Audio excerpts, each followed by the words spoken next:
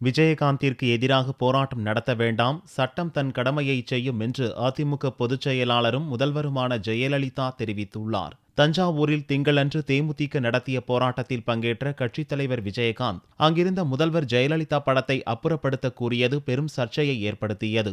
ஜெயலலிதா படத்தை அகற்றிய விவகாரம் தொடர்பாக பொது சொத்தை சேதப்படுத்தியதாக 13 தேமுதிகவினர் கைது செய்யப்பட்டனர். தேமுதிகவினரை தாக்கியதாக தரப்பட்ட புகாரில் 100 அதிமுகவினர் மீது வழக்கு தொடரப்பட்டது. இந்நிலையில் செவ்வாயன்று அதிமுகவினர் தமிழகம் முழுவதும் விஜயகாந்திற்கு எதிராக போராட்டத்தில் ஈடுபட்டனர்.